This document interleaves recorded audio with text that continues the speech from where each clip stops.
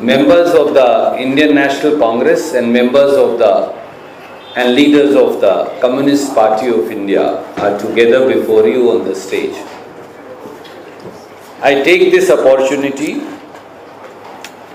to welcome from the core of my heart the State Secretary of the CPI, Sathi Sudresh Sahab. I also take this opportunity to welcome AITUC State President, Comrade Anand Subbarao Sahab. I take this opportunity to welcome from the core of my heart State Assistant Secretary of the CPI, Comrade B. Amjad Sahab. And the most important one, I take this opportunity to welcome the Secretariat member of the CPI, Comrade Jyoti ji. I also welcome all my colleagues who are present here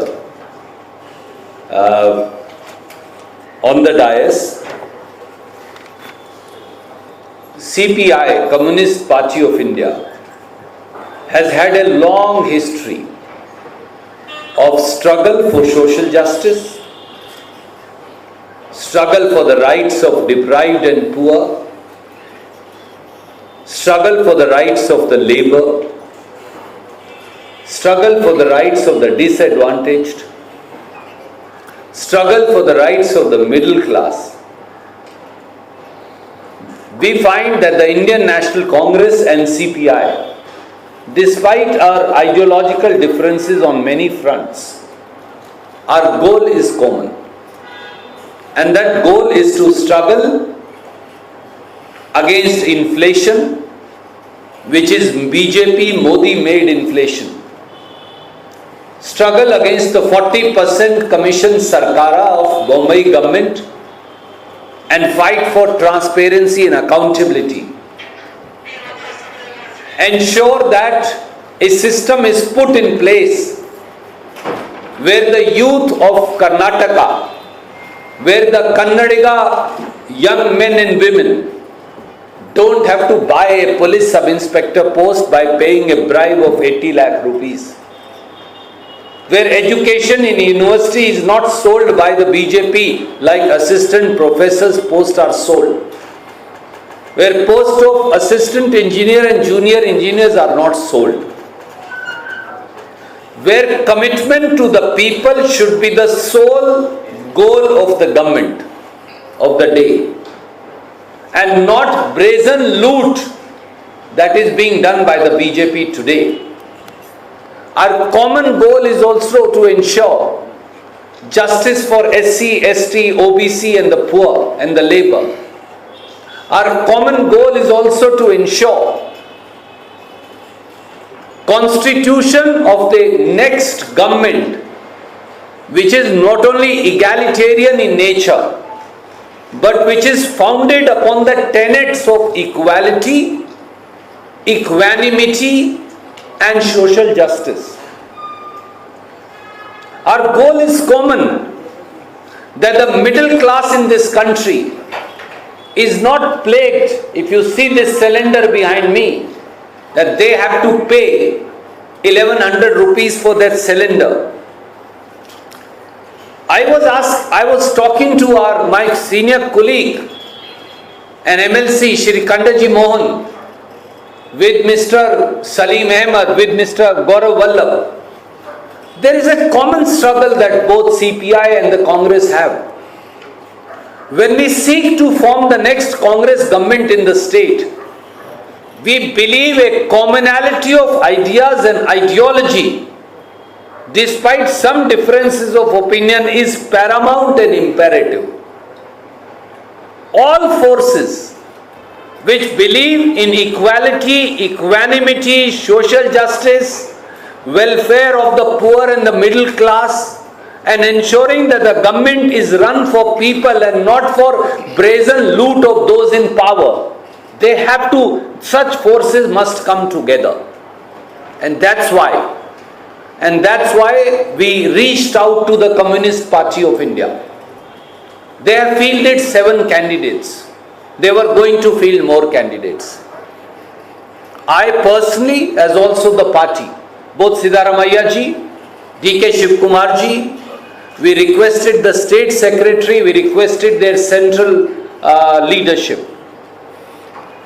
They agreed that there will be a friendly contest on the 7 seats, but on all the remaining seats, that is all the remaining 197 seats, the entire CPI cadre will wholeheartedly, without any precondition or expectation, support the Congress candidates in this fight against the BJP. That's a historical decision that my esteemed, senior, seasoned, experienced colleagues of the CPI have taken. And I am deeply grateful for it, and I thank them from this platform of the Congress party to each one of them and to their cadre. They have extended support. My mathematics is, because I am from Haryana, out when you take out from 7 from 224. We are contesting 7. They are, 215 seats, not 197 seats. 215 seats. Professor Gaurav was quick to correct me, and I stand corrected. 215 seats they have extended support to us. That's a huge advantage. There is cadre of CPI on every seat. Their cadre struggles for the rights of disadvantaged and the poor. Their cadre struggles for the middle class and the salaried class. Their cadre struggles for your viewers and all friends, journalist friends like you, are all our classes. We will fight this fight together and we will defeat the BJP. Without taking any further time, I will now call upon first Comrade Anand Subbarao, first call upon Comrade Sundaresh ji, and then Comrade Subbarao, that they will extend their support, why they are supporting us, and whatever they want to say ideologically, what is the common ground on behalf of the CPI. Sir, you use this mic, and I'll just move these mics on your side, sir. No problem. I'll do it. Don't worry. I shall do it. Just voice it. जाएगा sir, यहीं से जाएगा.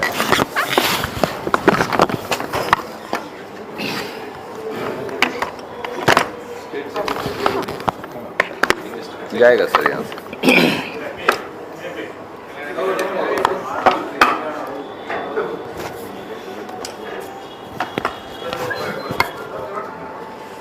ಈ ಪತ್ರಿಕಾಗೋಷ್ಠಿಗೆ ಆಗಮಿಸಿರ್ತಕ್ಕಂಥ ಎಲ್ಲ ನನ್ನ ಪತ್ರಿಕಾ ಸಂಗಾತಿಗಳೇ, ಬಹುಶಃ ಇದೊಂದು ಐತಿಹಾಸಿಕವಾದಂತಹ ನಿರ್ಧಾರವನ್ನು ಪ್ರಕಟ ಮಾಡಲಿಕ್ಕೆ ಕಾಂಗ್ರೆಸ್ ಪಕ್ಷ ಹಾಗೂ ಕಮ್ಯುನಿಸ್ಟ್ ಪಕ್ಷಗಳ ಜಂಟಿ ಪತ್ರಿಕಾಗೋಷ್ಠಿಯನ್ನು ನಾವು ಇವತ್ತು ಇಲ್ಲಿ ಕರೆದಿದ್ದೇವೆ.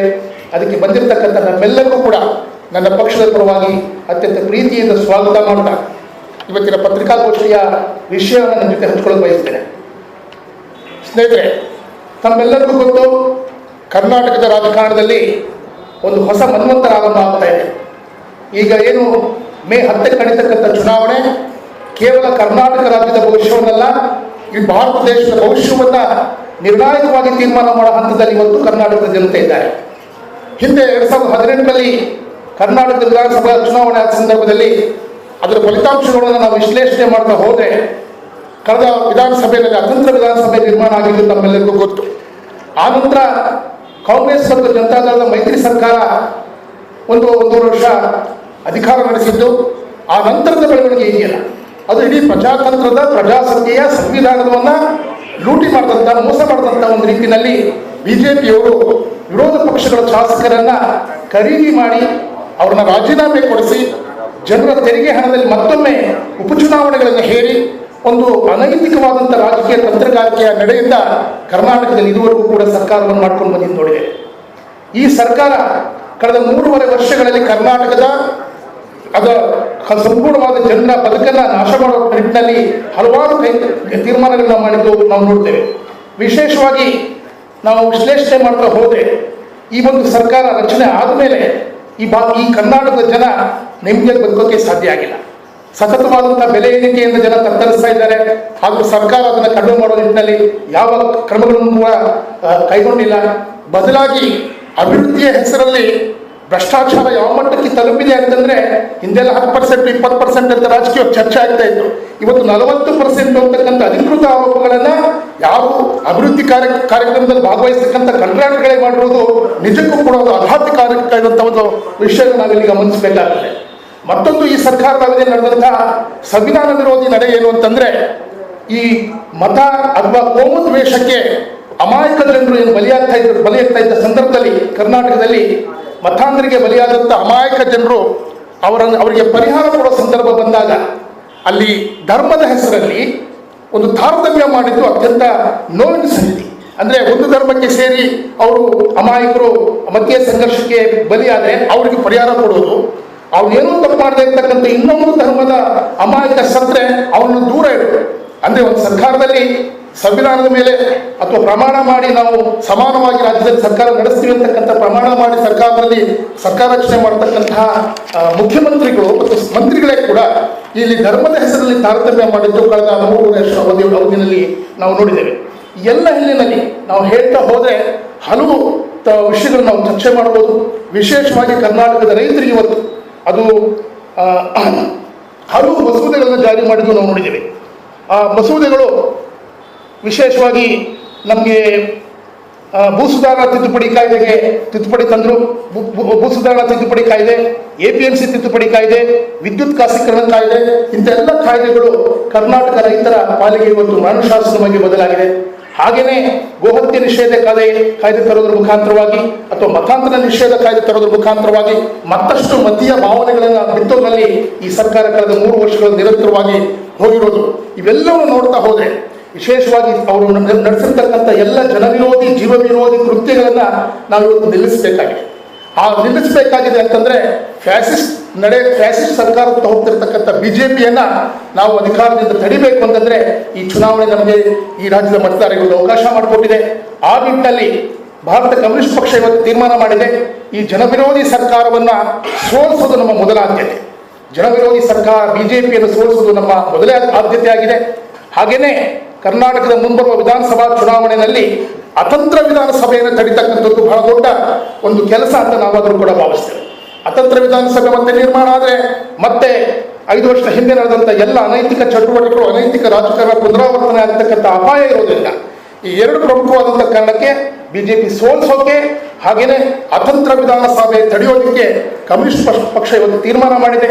ಆ ಹಿನ್ನೆಲೆಯಲ್ಲಿ ನಾವು CPI ಈ ರಾಜ್ಯದ 7 ಕ್ಷೇತ್ರಗಳಲ್ಲಿ ಸ್ವತಂತ್ರವಾಗಿ ಸ್ಪರ್ಧೆ ಮಾಡ್ತಾ ಇದ್ದೇವೆ.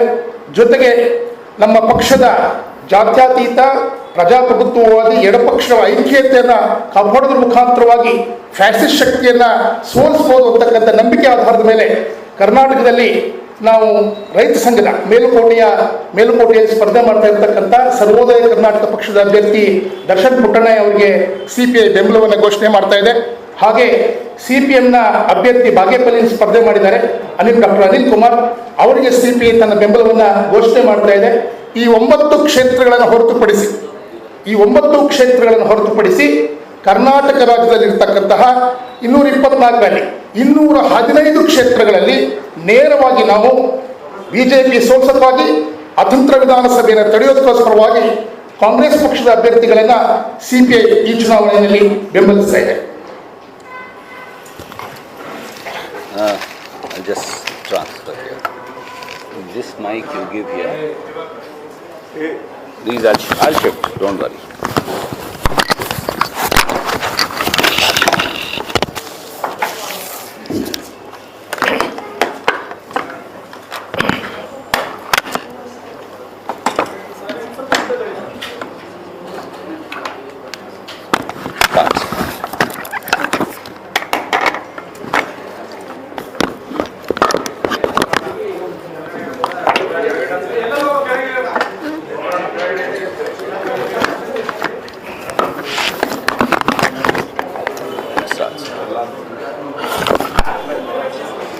No problem.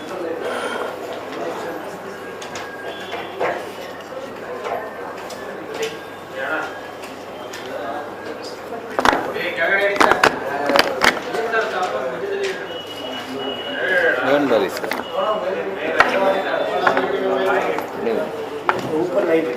नहीं रखेंगे सर, नहीं रखेंगे, आप चिंता मत करिए। 60 सर। ಇಂಡಿಯನ್ ನ್ಯಾಷನಲ್ ಕಾಂಗ್ರೆಸ್ನ ಹಿರಿಯ ನಾಯಕರಾದಂಥ ಸುರ್ಜೇವಾಲ ಅವರೇ, ವೇದಿಕೆ ಮೇಲಿರುವಂಥ CPM, CPI ಹಾಗೂ ಕಾಂಗ್ರೆಸ್ ಮುಖಂಡರೇ ಮತ್ತು ಮಾಧ್ಯಮ ಮಿತ್ರರು, ಆಗಲೇ ಸುರ್ಜೇವಾಲ ಅವರು ಎಕ್ಸ್ಪ್ಲೈನ್ ಮಾಡಿದ್ದಾರೆ. ಹಾಗೂ ನಮ್ಮ ಪಾರ್ಟಿ ಸೆಕ್ರೆಟರಿ ಸಾತಿ ಸುಂದರೇಶ್ ಅವರು ಕೂಡ ನಮ್ಮ ನಿಲುವೇನು ಚುನಾವಣೆ ಬಗ್ಗೆ ಅಂತ ಹೇಳಿದ್ದಾರೆ. ನಾವಾದರೂ ಅಂದ್ಕೊಂಡಿರೋದು ಕಮ್ಯುನಿಸ್ಟ್ ಪಾರ್ಟಿಯಲ್ಲಿ ಏನು ಕರ್ನಾಟಕ ರಾಜ್ಯದಲ್ಲಿ ಇವತ್ತು ವಿಧಾನಸಭಾ ಚುನಾವಣೆ ಆಗ್ತಿದೆ, ಬಹುಶಃ ಇದು 24ರ ಪಾರ್ಲಿಮೆಂಟರಿ ಚುನಾವಣೆಗೆ ಒಂದು ರಿಹರ್ಸಲ್ ಅಂತ ನಾವು ಅಂದ್ಕೊಂಡಿದ್ದೀವಿ. ಅದು ನಮ್ಮ ಪ್ರಧಾನಮಂತ್ರಿಯವರು ಮತ್ತು ಹೋಮ್ ಮಿನಿಸ್ಟ್ರು ಕಳೆದ ಹಲವಾರು ತಿಂಗಳಿಂದ ಕರ್ನಾಟಕದ ಮೇಲೆ ದಾಳಿ ಮಾಡ್ತಿದ್ದಾರೆ. ಅದೇ ಒಂದು ಫಿಸಿಕಲಾಗಿ ಕ್ಯಾಪ್ಚರ್ ಮಾಡೋಕ್ಕೆ ಬರ್ತಿದ್ದಾರೆ ಅಂತ ಅನಿಸುತ್ತೆ. ಇದು ನೋಡಿದರೆ ಇದು ಒಂದು ಸ್ಟೇಟ್ ಎಲೆಕ್ಷನ್ ಆದರೂ ಒಂದು ಆಲ್ ಇಂಡಿಯಾ ಕ್ಯಾರೆಕ್ಟರ್ ಇದಕ್ಕೆ ಬಂದಿದೆ. ಮತ್ತು ನಮ್ಮ ಆಬ್ಜೆಕ್ಟಿವ್ ಅವರು ಆಗಲೇ ಹೇಳಿದ್ದಾರೆ, ಒಂದು ಯಾವುದೇ ಕಾರಣದಲ್ಲೂ ಕೂಡ BJP ಸರ್ಕಾರಕ್ಕೆ ಕರ್ನಾಟಕ ರಾಜ್ಯ ಜನ ಅವಕಾಶ ಕೊಡಬಾರ್ದು. ಆದರೆ ನಮ್ಮ ಲಿಮಿಟೆಡ್ ಏನಂದರೆ ಸೆಕ್ಯುಲರ್ ವೋಟ್ಸ್ ಕನ್ಸಾಲಿಡೇಟ್ ಆಗಬೇಕು ಅಂತ. ನಿಜ ಎಷ್ಟು ಮಟ್ಟಿಗೆ ಆಗಬೇಕು ಅದಾಗಿಲ್ಲ, ಆದರೆ ಒಂದು ಪ್ರಯತ್ನವನ್ನು ನಾವು CPಯಿಂದ ಪ್ರಯತ್ನ ಮಾಡಿದ್ದೀವಿ. ಬಹುಶಃ ಇವತ್ತು ಅದರ ಫಲವೇ ಇವತ್ತು ಈ ಒಂದು ಜಾಯಿಂಟ್ ಆಗಿ ನಾವು ಅಡ್ರೆಸ್ ಮಾಡ್ತಾ ಇದ್ದೀವಿ. ಅದನ್ನು ಮುಖ್ಯವಾಗಿ ಈ BJPನ ಅಧಿಕಾರದಿಂದ ಪ್ರಿವೆಂಟ್ ಮಾಡಬೇಕು ಒಂದು. ಮತ್ತು ನಾವೇನು ನೋಡ್ತೀವಿ, 2014ರಿಂದ ಮೋದಿಯವ್ರ ಸರ್ಕಾರ ಬಂದ ಮೇಲೆ ಈ ದೇಶದಲ್ಲಿ ಧರ್ಮದ ಆಧಾರದ ಮೇಲೆ ಬಹಳ ವ್ಯವಸ್ಥಿತವಾಗಿ ಜಗಳಗಳು ತೆಗಿತಾರೆ. ಒಂದು ಕೋಮು ಸಂಹಾರತೆಗೆ ಕೊಳ್ಳಿಯನ್ನು ಹಾಕುವಂಥ ಒಂದು ಕೆಲಸಗಳು ನಡೀತಾವೆ. ಯಾರೂ ನೆಮ್ಮದಿಯಾಗಿ ಕೆಲಸ ಮಾಡೋಕ್ಕಾಗಲ್ಲ ನಮ್ಗನ್ಸುತ್ತೆ. ಇದೇ ಪರಿಸ್ಥಿತಿ ಮುಂದುವರೆದರೆ ಬಹುಶಃ ಯಾರೂ ಬಂಡವಾಳ ಹುಡುಕ ಬರೋದಿಲ್ಲ. ಇಂಡಸ್ಟ್ರಿಗಳೇನಾಗ್ಬೋದು, ಎಂಪ್ಲಾಯ್ಮೆಂಟ್ ಸಿಚುವೇಶನ್ ಏನಾಗ್ಬೋದು. ಆದ್ದರಿಂದ ಈ ಕೋಮು ದ್ವೇಷ ಏನು ಹಬ್ಬಿಕೊಂಡಿದೆ ಅದನ್ನು ನಿಲ್ಲಬೇಕು. ಇನ್ಫ್ಯಾಕ್ಟ್ ಸುಪ್ರೀಂ ಕೋರ್ಟ್ ಕೂಡ ಅಬ್ಸರ್ವ್ ಮಾಡಿದೆ, ಈ ಕೋಮು ದ್ವೇಷದ ಭಾಷಣಗಳು ನಿಲ್ಲಿಸಬೇಕು ಅಂತ ಹೇಳಿದೆ.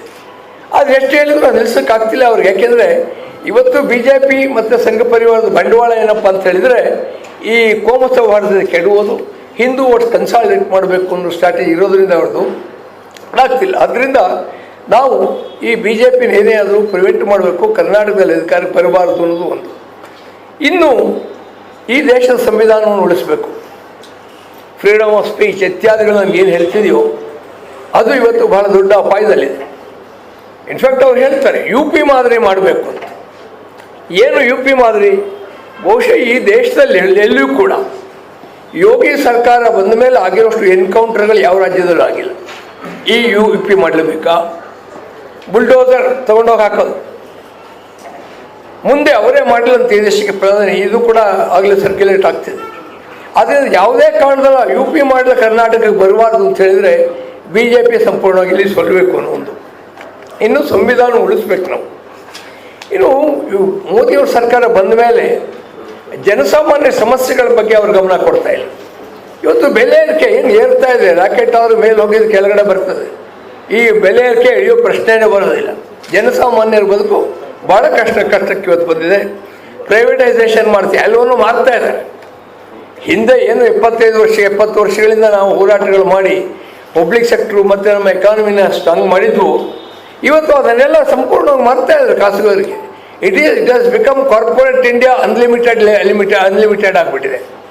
ಅದರಿಂದ ಅವರ ಆರ್ಥಿಕ ನೀತಿಗಳಿರ್ಬೋದು ಮತ್ತು ಈ ಬೆಲೆ ಏರಿಕೆ ಇತ್ಯಾದಿಗಳ ಬಗ್ಗೆ ಅವರ ಅಪ್ರೋಚ್ ಇರ್ಬೋದು, ಇದು ಸಂಪೂರ್ಣವಾಗಿ ಜನವಿರೋಧಿಯಾಗಿದೆ. ಇನ್ನು ನಿರುದ್ಯೋಗ ಇತ್ಯಾದಿಗಳ ಬಗ್ಗೆ ಅವರು ತಲೆ ಕೆಡಿಸ್ಕೊಡ್ತಿಲ್ಲ. ಆ್ಯಂಡ್ ವಿಶೇಷವಾಗಿ ಕಾರ್ಮಿಕ ರಂಗದಲ್ಲಿ ಹೇಳಬೇಕಾದ್ರೆ ಸುಮಾರು 44 ಕಾನೂನುಗಳಿತ್ತು. ಆ ಕಾನೂನುಗಳನ್ನು 4 ಸಮಿತಿಗಳಾಗಿ ಮಾಡಿದರು, ಕೋಡ್ ಅಂತ ಮಾಡಿದರು. ಅದರಿಂದ ಏನಾಗ್ತದೆ, ಮುಂದೆ ಕಾರ್ಮಿಕ ವರ್ಗಕ್ಕೆ ಸಂಘಟನೆ ಮಾಡ್ಕೊಳ್ಳುವಂಥ ಹಕ್ಕು ಹೋಗುತ್ತೆ, ಅದು ಹೋರಾಟ ಮಾಡುವಂಥ ಹಕ್ಕು ಹೋಗುತ್ತೆ. ಪಾರ್ಲಿಮೆಂಟಲ್ಲಿ ಚರ್ಚೆ ಮಾಡಲಿಲ್ಲ, ಟ್ರೇಡ್ ಯೂನಿಯನ್ಗಳು ಸ್ಟೇಕ್ ಹೋಲ್ಡರ್ಸ್ ನಮ್ಮ ಜೊತೆ ಅವ್ರು ಚರ್ಚೆ ಮಾಡಲಿಲ್ಲ, ಎಕ್ರಮ್ ತಗೊಂಬಂದ್ಬಿಟ್ರು. ಏನಂದರೆ ಇದುವರೆಗೆ ರೂಲ್ಸ್ ಆಗಿಲ್ಲ ಸ್ಟೇಟ್ಗಳಲ್ಲಿ. ರೂಲ್ಸ್ ಆದರೆ ಅದೆಲ್ಲ ಜಾರಿಗೆ ಬರೋದು ಟೋಟ್ಲಾಗಿ ನಾವು ಗುಲಾಮರಾಗೋದು. ಕಾರ್ಮಿಕ ವರ್ಗ ನಮ್ಮ ಕೈಗೆ ಕಾಲಿಗೆ ಎಲ್ಲ ಚೈನ್ ಹಾಕಿ ಮಾಲೀಕರ ಸೇವೆಗಾರರು ಬಿಟ್ಬಿಟ್ಟಿದ್ದಾರೆ. ಇನ್ಫ್ಯಾಕ್ಟ್ ಇತ್ತೀಚೆಗೆ 12 ಗಂಟೆ ವರ್ಕ್ ಒಂದು ಕಾನೂನು ತಗೊಂಬಂದರು. ಪಾರ್ಷಲ್ ಸ್ಟೇಕ್ ಕೂಡ ಆಯ್ತು ಅದ್ರ ಬಗ್ಗೆ. ಆದ್ದರಿಂದ ಇವತ್ತು ಕಾರ್ಮಿಕ ವರ್ಗದ ಹಕ್ಕುಗಳನ್ನ ಸಂಪೂರ್ಣವಾಗಿ ನಿರ್ನಾಮ ಮಾಡಲಿಕ್ಕೆ ಇವರು ಹೊರಟಿದ್ದಾರೆ. ಅದರಿಂದ ಒಂದು ಪ್ರಜಾಪ್ರಭುತ್ವಕ್ಕೆ ಅಪಾಯದ ಪರಿಸ್ಥಿತಿಯಿದೆ. ಮತ್ತು ಒಂದು ನಾವೇನು ನೋಡ್ತೀವಿ, ಬಿ ಜೆ ಪಿ ಸರ್ಕಾರ ಯಾರ್ಯಾರು ವಿರೋಧ ಪಕ್ಷದವರು ಇದ್ದಾರೋ ಎಲ್ಲೆಲ್ಲಿ ಸಾಧ್ಯ ಆಗುತ್ತೋ ಅವ್ರನ್ನಲ್ಲಿ ಇ ಡಿ ಯೂಸ್ ಮಾಡ್ತಾರೆ, ಐ ಟಿ ಯೂಸ್ ಮಾಡ್ತಾರೆ, CBI ಯೂಸ್ ಮಾಡ್ತಾರೆ. ಮೊನ್ನೆ ಪೂರ್ ಮಲ್ಲಿಕ್ ಅವ್ರೇನೋ ಒಂದು ಸತ್ಯ ಹೇಳಿದರು, ತಗೊಂಡು ಅವ್ರಿಗಾಗಲೇ CBI ಬೆನ್ನತ್ತಿದೆ ಅವರಿಗೆ.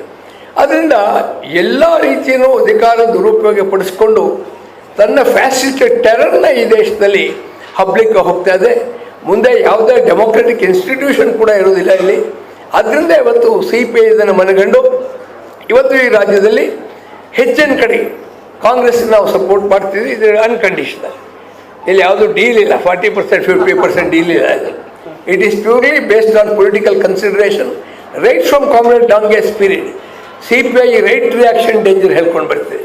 ಅದು ಹೊಸದಾಗಿ ನಾವು ಇವತ್ತು ಇನ್ವೆಂಟ್ ಮಾಡಿದ್ದಲ್ಲ. ಆದ್ದರಿಂದ ಅದೇನು ಕಾಮ್ರೇಡ್ ಡಾಂಗೆ ಅವ್ರು ಹೇಳಿದರು, ಇವತ್ತು ಅದನ್ನು ನಾವು ನೋಡ್ತಾ ಇದ್ದೀವಿ. ಬಹಳ ನೇಕೆಡಾಗಿ ಅದು ಡ್ಯಾನ್ಸ್ ಮಾಡ್ತಿದೆ ಫ್ಯಾಸಿಸಮ್ ಇವತ್ತು. ಅದು ಈ ಭಯವನ್ನು ನಾವು ಇಟ್ಕೊಂಡು, ಪ್ರಪಂಚದ ಇತಿಹಾಸವನ್ನು ನಾವು ಗಮನದಲ್ಲಿ ಇಟ್ಕೊಂಡು, ಯಾರು ಇವತ್ತು ಹಿಟ್ಲರ್ ಆರಾಧಕರು, ಮುಸೋಲಿನಿ ಆರಾಧಕರು, ಅವ್ರ ಕೈಗೆ ಈ ರಾಜ್ಯದಲ್ಲಿ ಪವರ್ ಕೊಡಬಾರ್ದು. ಅದರ ಮೂಲಕ ಇಡೀ ಭಾರತ ದೇಶದಲ್ಲಿ BJP ಗೌರ್ಮೆಂಟ್ ಕಿತ್ತೊಗೆಯೋದಕ್ಕೆ ನಾವು ಜನ ಹೋರಾಟ ಮಾಡಬೇಕು ಅನ್ನುವಂಥ ಒಂದು ಉದ್ದೇಶ ಇಟ್ಕೊಂಡು ಇವತ್ತು ನಾವು ಹಲವಾರು ಸೀಟ್ಗಳನ್ನಾಗಲಿ ನಮ್ಮ ಸೆಕ್ರೆಟರಿ ಹೇಳಿದರು, ಕಾಂಗ್ರೆಸ್ ಸಪೋರ್ಟ್ ಮಾಡ್ತಿದ್ವಿ. 7 ಸೀಟ್ಗಳಲ್ಲಿ ನಾವು ನಿಂತಿದ್ದೀವಿ.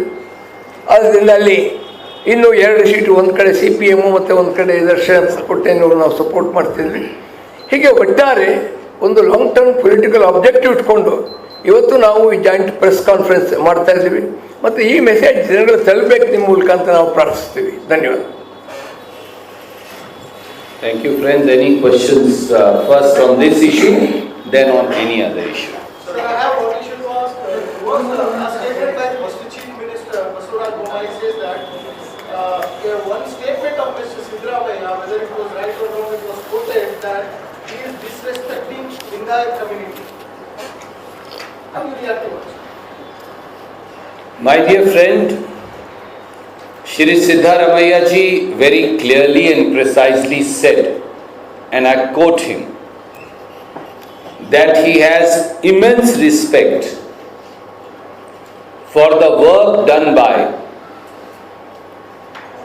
some of the most prominent and leading chief ministers of the state who come from Lingayat community, Shri Virendra Patil ji, J.H. Patel Sahab, Nijlingappa Sahab, and many others. But it is also a sad fact that Mr. Basuraj Bommai is now described by Mr. Nehru Olekar, the own BJP MLA, as a 40% commission agent. We are not saying so. If Siddaramaiah ji repeats what Nehru Olekar has said, that Mr. Basuraj Bommai is a 40% commission agent, what is wrong in it? Mr. Basuraj Bommai, you should forget this notion that you are the entire community. You, Mr. Basuraj Bommai, the individual, has brought the state of Karnataka into disrepute by your 40% commission government. We wish you could understand or learn 1% from Nijlingappa Sahab, from Virendra Patil Sahab, from J.H. Patel Sahab, and from many other leading chief ministers of this state who have brought not only Lingayat community but the entire state proud, even SC, ST, OBC proud. So, it is Bharatiya Janata Party. Today is Baswanaji's Jayanti. Why does the CPI and Congress today come together? The ideology of the Congress party, the ideals of the Congress party and the ideals of Lord Baswana are one.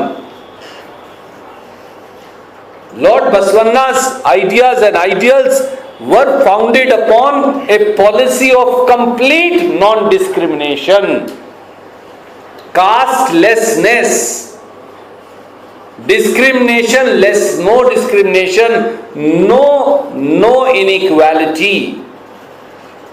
Baswanaji stood for equality amongst humans. Constitution of an egalitarian society that our constitution speaks about. That's who Baswanaji was and is and will always remain. His teachings are the foundations of Indian democracy, if I may say. That's what Lord Baswanaji. The Indian democracy, the parliamentary democracy that you see, Baswanaji conceived it 900 years ago.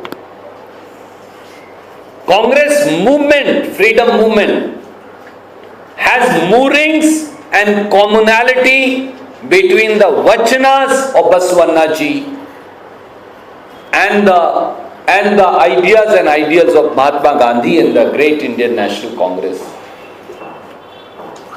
People like Shri Basuraj Bommai have brought the state of Karnataka into disrepute by the 40% commission Sarkara that they run. They are the ones who are throwing out, putting in the dustbin of history, humiliating their own leaders like Mr. Yadurappa, not us.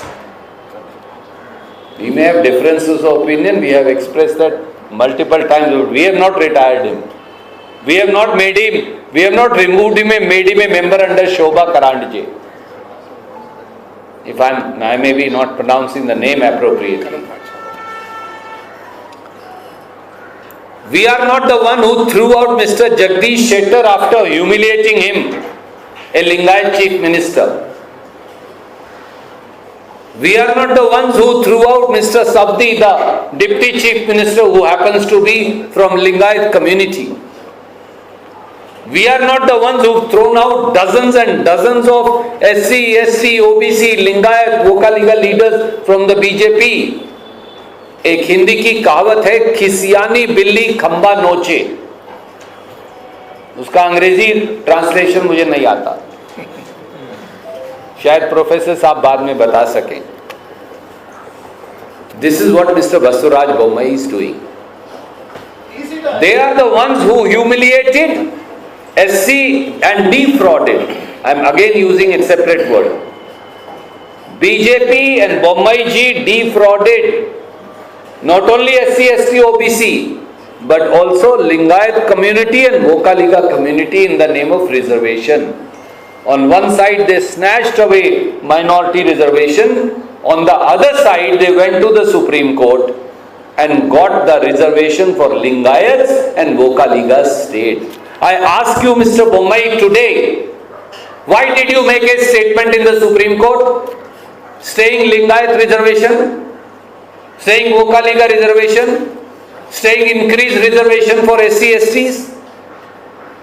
Today on Lord Baswana's Jayanti, you have to answer this question to the Lingayat community, to SC, SC communities.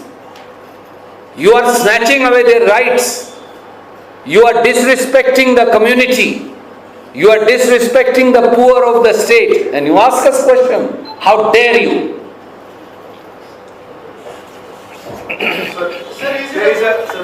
Just one question is asking and then I'll come back. Sir, is it a propaganda that BJP, the whole leadership and the team, that is there are several tweets related to the kind of, their own kind of code as far as Hyderabad statement is concerned? Do you call it a propaganda, sir? Fakery and fraud will not go a long way. That's what BJP is doing. I asked them three simple questions. Number one, why did Bommai government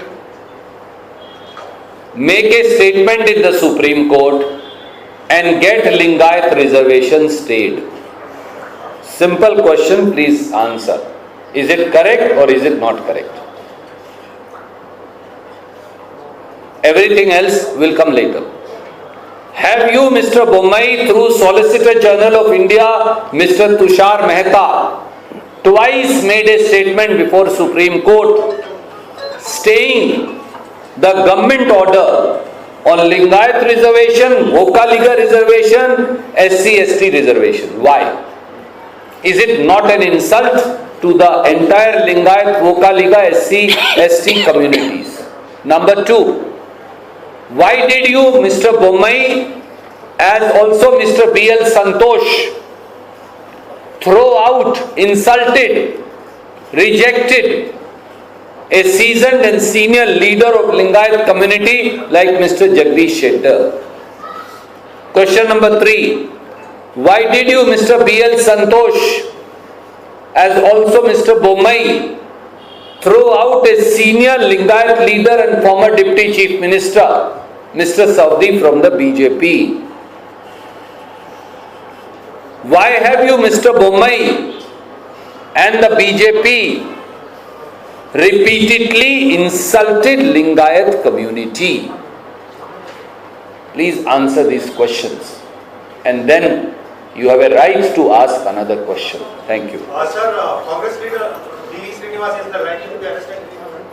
In this regard, police team from what he has already. My friend, the turncoat Chief Minister of Assam,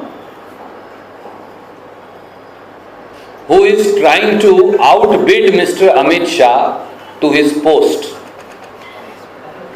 has become now infamous for these antiques to stay in news. I won't name him, for nobody knows him. He also tried to come to Karnataka to do some public meetings, or a fraud of public meetings. We reject this propaganda completely. Every day, sometimes he wants to arrest Mr. Pawan Kheda, sometimes he wants to arrest Mr. B. Srinivas, sometimes he wants to arrest somebody else. Perhaps it is to save the ignominy that Mr. Modi once was trying to arrest him for Shraddha scam, as also the Louis Berger scam. That's why he defected to the BJP. Now he is trying to save this ignominy. Reject him. Don't pay any attention to him. Yes. So, but the team is here in Bengaluru, sir, to arrest him. What do you like to say on that? I think I've already answered the question. Even if you dismiss that, sir, what he's saying, but the team is already on his way. That's why I said he's trying to outbid Mr. Amit Shah. Mr. Amit Shah should be worried about him. No. Sir, Amritpal has been arrested in Punjab. Today, he surrendered. What do you have to say on that, sir? Some are saying it's a scripted one. While Shri Jairam Ramesh and the All India Congress Committee will give you a detailed reply there too, since I happen to come from the region, I only leave 5 or 6 questions to you that should be asked. Who helped the anti-India propagandist and supporter of terrorists Amritpal escape in the first instance? Question number 2. Where was Amritpal hidden in all these days? Who gave him shelter? Where did he stay? Are all those forces not anti-India forces? Number 3. Who are the accomplices of Amritpal? Why is the NIA, the CBI, the IB and the Punjab police not disclosing it? Number 4. Which powers, foreign powers in Pakistan as also elsewhere are supporting him? Why is Government of India not coming forward to make a statement and place those facts in public domain? They are not hidden. Number 5. Who are the co-conspirators of Amritpal operating from inside India as also from outside India? And what action will Government of India and Government of Punjab take against them? And number 6. Does Amritpal have a connection with somebody in the central government or in the state government? I leave these 6 questions for you to ask and for Modi government and Mr. Amit Shah to answer. Thank you. Yes, sir. Absolutely.